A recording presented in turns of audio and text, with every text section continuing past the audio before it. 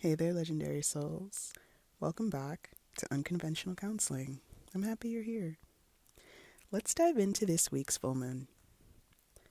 Our full moon in Capricorn is on Thursday, July 10th at 8:36 p.m. Central Time.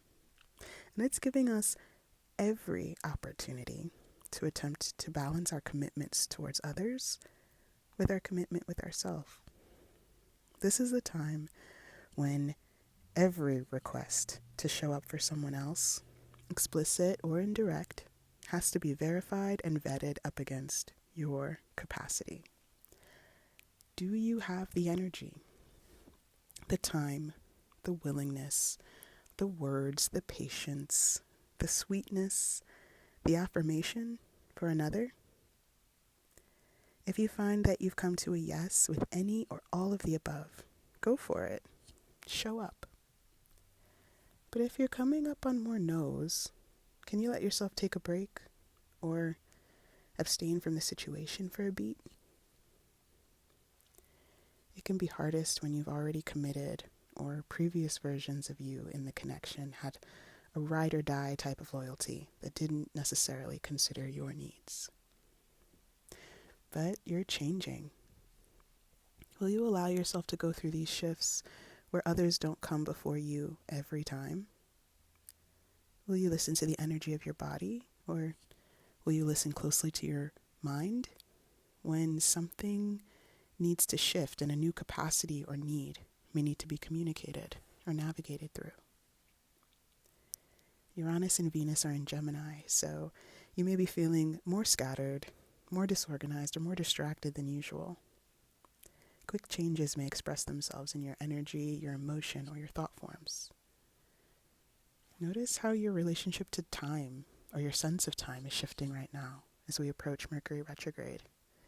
Is it slowing down, speeding up, or warping in some way? You may be drawn into your own zone or inner world, or find that others become quickly unavailable because they've retreated into their own minds or hearts. You may need to revisit the drawing board or reconnect with practices that you've had before that support your time management, your ability to let things go, and your practice of grounding and being present in the moment.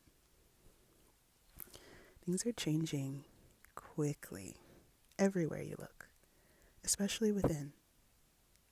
Pay attention to all the many ways you see your growth and your progress.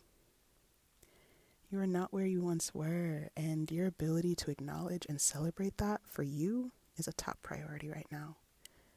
You may be less available to others, and they may be less available to you than either of you once were. But your availability to yourself and your own needs for affirmation and encouragement have an opportunity of limitless growth and expansion with Jupiter in Cancer. Notice, where are you feeling unappreciated or deprioritized? Instead of first going to that person or that place and meeting them and confronting them with anger, resentment, or passive aggressiveness, take stock for a moment. This Cancer season, Cancer energy moves in indirect ways. Make space to appreciate, celebrate, and prioritize yourself. Let any sense of deprioritization, unappreciation, or disappointment in others support you in appreciating and prioritizing yourself. And then let some of that Cancerian pettiness come through when you let your boundaries and your limits that you have with others come from this space of feeling unappreciated and deprioritized. Let yourself create something new. Say no to that request. Change your mind after you said yes. Pull back your energy. If it's not feeling right, don't explain yourself. Take your time. Say less, do less, leave early. And if anyone asks why, let them know you're feeling nourished by your boundaries at this time. If they press and they truly want to know, Tell them you're raw right now and your feelings are hurt. It is important to let others know how we're feeling, especially when they inquire, and especially when they have the capacity to receive what you're putting down.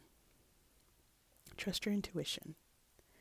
You can tell when people are available and when they're not emotionally here with you. Your nervous system usually feels it first. Remember that your feelings are precious, and sharing them with someone who is available can lead to deeper intimacy, shared understanding, closeness, and safety. And at times, sharing your precious feelings with someone who's unavailable can create more frustration, disorientation, confusion, and pain. You are appreciated, even if others don't say thank you right away. You are of value, even when others don't remind you of how much they do. People are not perfect, and you still deserve to feel special. Can more of your focus be on you first, in between, or even after you're there for others? You matter, but it's most important that you believe you do and that you practice and orient in the world as though you do. Until next time, catch y'all in the future. Bye.